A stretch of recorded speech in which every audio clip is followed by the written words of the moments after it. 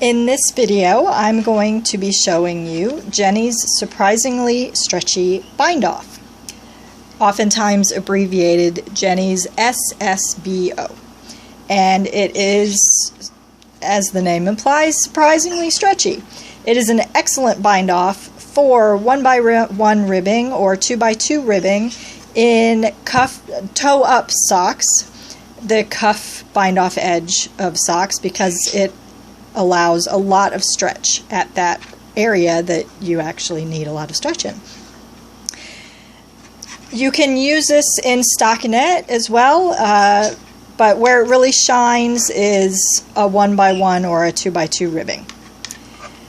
To begin, on a flat piece of knitting, you would simply work the first stitch as it presents. So this was a knit stitch, so I knitted it. If you were working in the round, you would do what's called process. Go ahead and process that first stitch.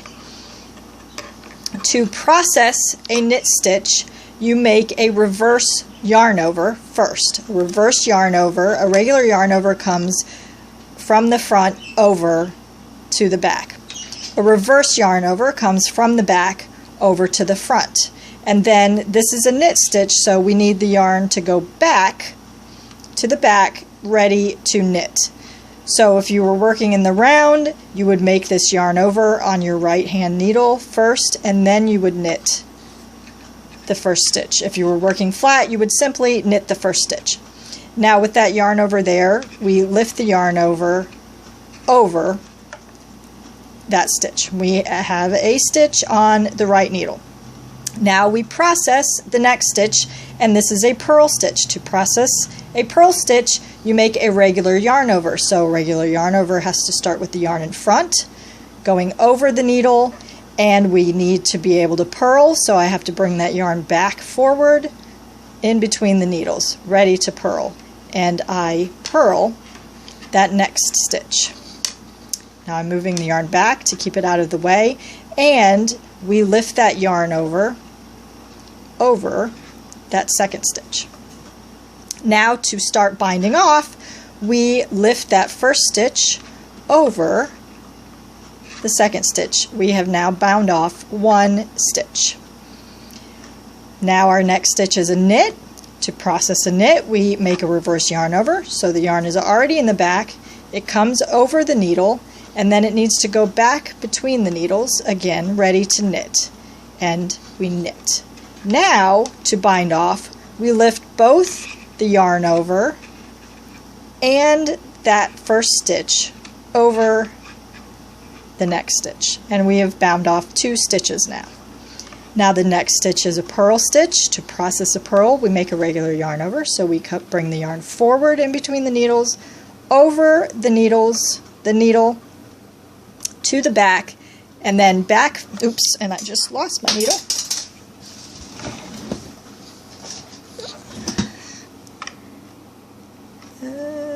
Right there, okay, I'll do that again. Okay, regular yarn over. So front, over the needle to the back, back in between the needles to the front, ready to purl.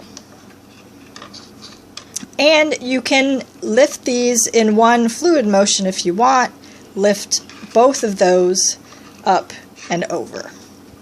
It results in the same thing. So I'll do another knit and another purl. So a knit stitch is a reverse yarn over from the back, over the needle to the front, back to the back, and knit. Then the yarn over and that stitch come over that stitch and off the needle. And purl, do a regular yarn over, bring the yarn forward, over the needle to the back, back in between the needles to the front, ready to purl, and purl.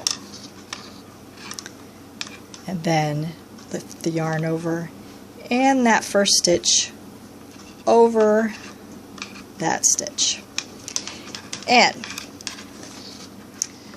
so what you end up with, I'll show you on an actual sock, is this is in 1x1 ribbing. You end up with this corrugated accordion looking bind off that it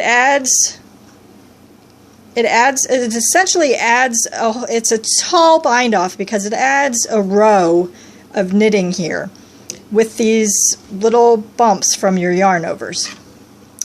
But you can see these stitches follow the ribbing, and when I stretch it, it stretches a really good amount, but then it contracts back with that ribbing. So it is an excellent bind off for toe up socks with a ribbing at the cuff. So yeah, so once you get the hang of it, it's not too hard, and it's a surprisingly stretchy bind off. So thanks for watching.